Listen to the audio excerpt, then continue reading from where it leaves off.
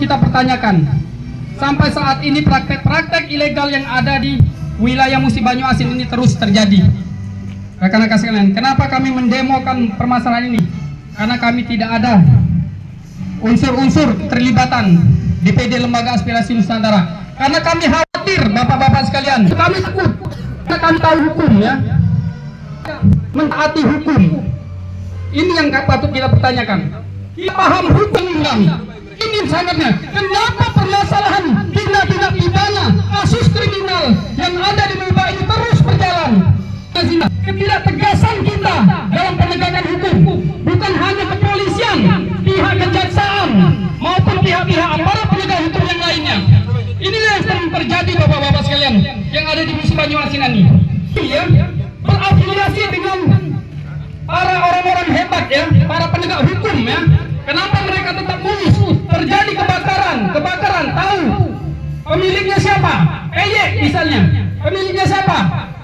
Anak bupati misalnya. Ini tidak tersentuh hukum bapak-bapak sekalian. Sampai sekarang belum ada anak bupati yang ditahan atau si PY ini.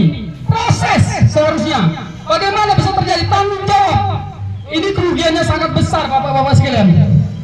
Kerugiannya bukan hanya kerugian material, bukan hanya kerusakan lingkungan ini.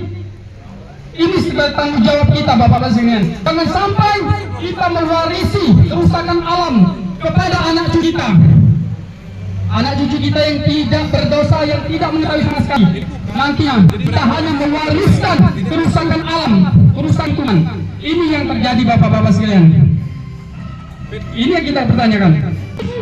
Banyak di Mimba ini, ya, pemain-pemain narkoba, bandar-bandar narkoba. Ini kenapa?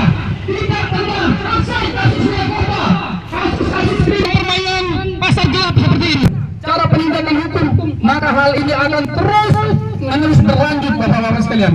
Maka hal ini terus akan dilakukan tanpa adanya mereka segan ataupun kekhawatiran terhadap apa yang terjadi atas yang apa mereka lakukan. Mereka merasa aman. Kenapa ketika terjadi? Kasus-kasus kriminal, kasus-kasus pidana terus terjadi. Karena kita kan terlibat dalam hal itu. Karena kita tidak kekuatan untuk mendobrak. Karena kita terlibat di dalam kegiatan itu. Inilah yang jadi kekhawatiran kita bapak-bapak sekalian. Bagaimana penegakan hukum? Kami sama menyalani pihak kepolisian terus terang.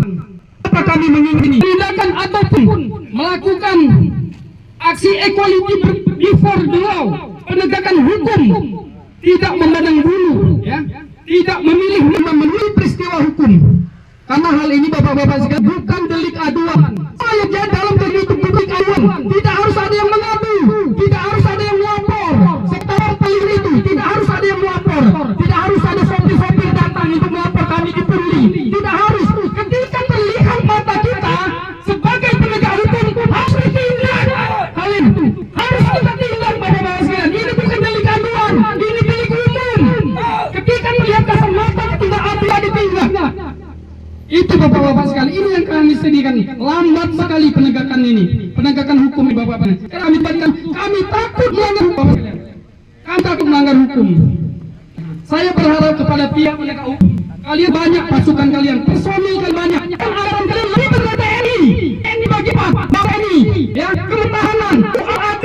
Kalian berarti sendiri posisi. Langsung Menteri Keuangan bapak-bapak sekalian, anggarannya tidak tanggung. Ya triliunan anggaran itu. Bahkan lebih canggih info ya. Prima bicara dari Pandi. Saya tahu senjata-senjatanya. Masa tidak terlarang oleh diam-diam seperti itu. Senjata Kapolri ini. Prima senjatanya hebat-hebat, lebih hebat dari TNI bahkan. Masa kalah dengan mafia-mafia? Kerajaan bisnis, Bupati Musi Banyuasin, bagaimana gudang-gudangnya? Legal atau tidak? Benar atau tidak itu mengambil minyak dari sumur tua? Kalau itu mengambil minyak dari masyarakat itu ilegal bapak-bapak. Kalau nanti SDM membantu tahun 2008 bahwa sumur tua itu yang harus yang legal yang menambah itu. Tapi kalau dari sumur-sumur masyarakat itu ilegal namanya. Yang dilegalkan itu dari 500 lebih sumur tua ya. Ini bapak-bapak, ini banyak sekali pelanggaran-pelanggaran hukum. Pelanggaran ini bapak-bapak sekalian terlihat benar ya, karena sudah tidak benar. biasa si anu main minyak juga, si anu main minyak juga biasa. Nah biasa itu belum tentu benar, tapi biasakanlah yang benar, itu baru benar bapak-bapak sekalian. Kalau tidak ada lagi tempat kami mengadu penegakan hukum ini, selain dari kepolisian, kejaksaan, pengadilannya.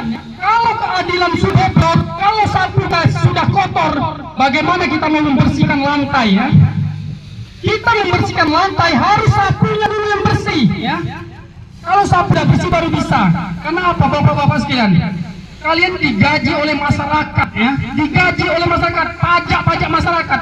Negara kita ini bisa berjalan oleh pajak, tidak ada kredit atas lain negara kita ini. Sehingga kalah dengan negara lainnya. Segi apapun kalah, dari pajak inilah bisa membayar pegawai-pegawai kepolisian, TNI dan selanjutnya itu.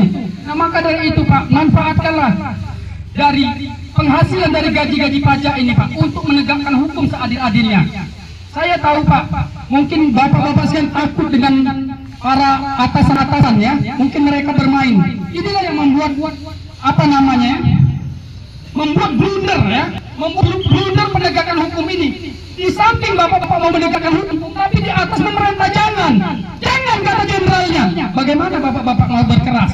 Ini saya tahu Pak, saya menyelami, saya mempelajari bagaimana cara penindakan kepolisian ini. Kalau atasan mau jangan, pasti jangan Pak. Karena kalian, saya ingin satu perintah ya, satu komando ya. Tapi kalau komandonya tangkap si anu, tangkap ya, saya yakin langsung. Ini canggih-canggih semua, apalagi para penyidik, para ini kan orang pintar semua. Ya, reserse, para reserse tahu, yang tidak tahu pun bahkan tahu ya. Nah ini Pak,